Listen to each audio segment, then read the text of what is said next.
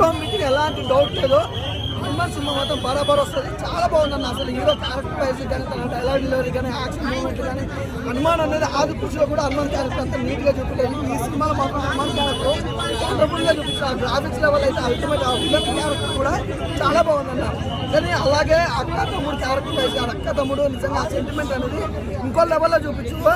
Second half అన్న నిజంగా హనుమాన్కి ఎంత బలం ఉంటుంది, హనుమాన్ తలుచుకుంటే ఏం చేయగలుగుతారు అనేది చాలా అద్భుతంగా ఒక నీట్గా ఒక లైన్ వైజ్ గా చూపించారు. సెకండ్ పార్ట్ అయితే ఇంకా అల్టిమేట్. అందులో అయితే డౌట్ లేదు. ఎందుకంటే ఈ క్యారెక్టర్ వైజ్ చూస్తే ఇది ఓన్లీ ఒక మానవులకి అలాగే దేవునికి మధ్య ఉన్న భక్తి వల్ల జరిగే సిచ్యువేషన్. కానీ సెకండ్ హాఫ్ అయితే నిజంగా ఎవరు ఊహించలేరు. నాకు తెలిసిన కాడికి అయితే నేను ఎక్స్పెక్ట్ చేసిన కాడికి సెకండ్ హాఫ్ అయితే ఎవరు ఊహించలేరు. ఆ లెవెల్లో ఉండబోతుంది సినిమా. బరాబర్ ఉంది భయ్యా.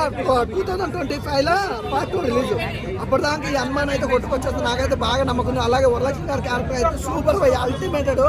ఒక సినిమాలో ఇంత నీట్ గా క్యారెక్టర్ వైజ్ అయితే చాలా బాగుంది.